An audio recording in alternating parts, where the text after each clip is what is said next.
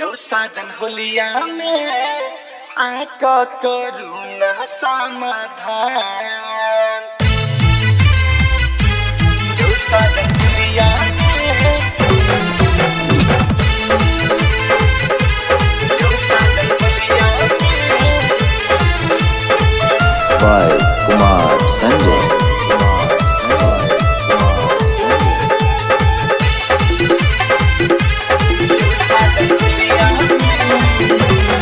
यो बिया फगला खिला गया सरिया, मन हमरो करैया लसन फसरिया।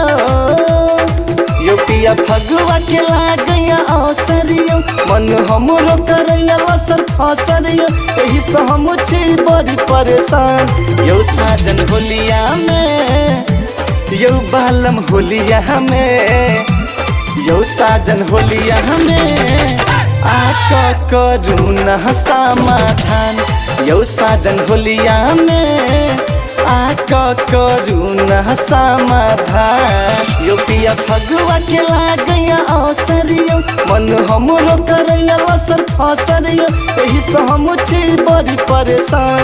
यो साजन होलिया में, यो बालम होलिया में, यो साजन होलिया में आका करू न समाधान।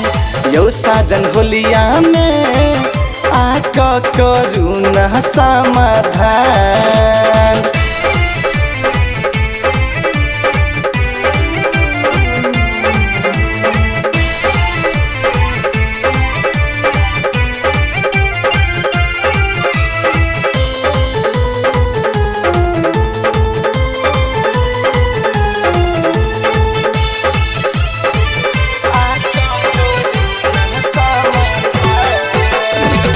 यो बलम जी पाता चलिया न कमी, एही सब मन में हमरो उठैया बेचैनी।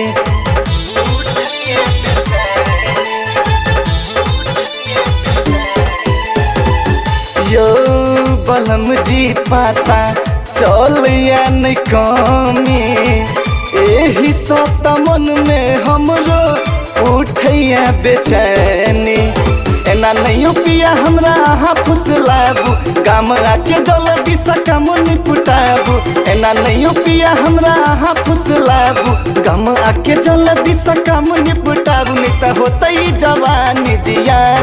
यो साजन होलिया में, यो बालम होलिया में, यो साजन होलिया में आका करू न समाधान।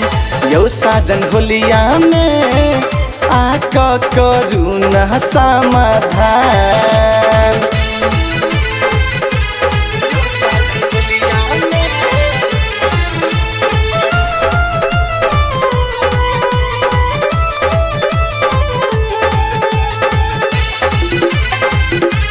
यो साजन होलिया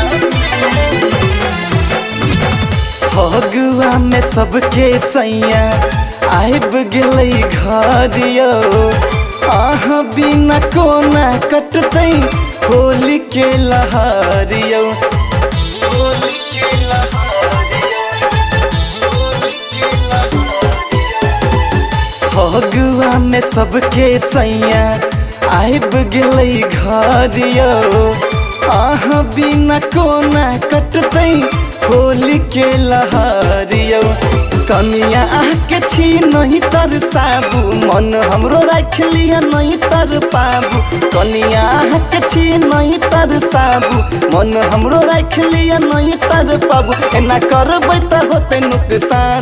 यो साजन होलिया में, यो बालम होलिया में, यो साजन होलिया में आका करू न समाधान।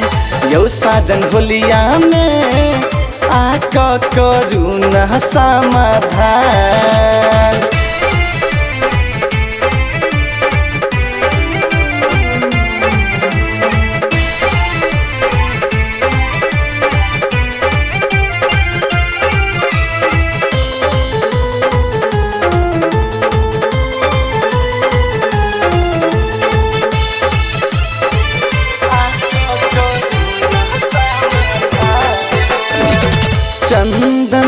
देवर जी हमरो करैया हरान ये कहैया कि भौजी आई बेर करा दूने मान ये करा दूने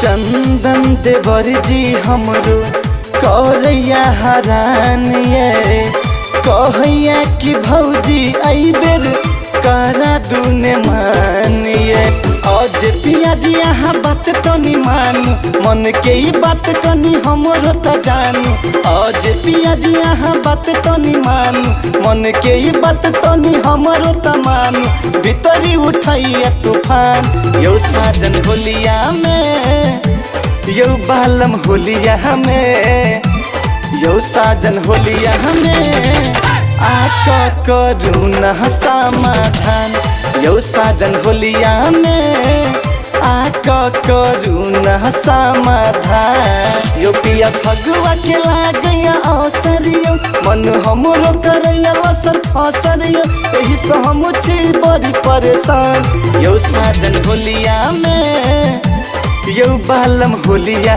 में यो साजन होलिया में आका करू न समाधान यो साजन होलिया में आका करू न समाधान। सब्सक्राइब करू विजय एंटरटेनमेंट चैनल के आ घंटी के निशान के जरूर दबाओ हमरा सबक वीडियो सबसे पहले देखबा के।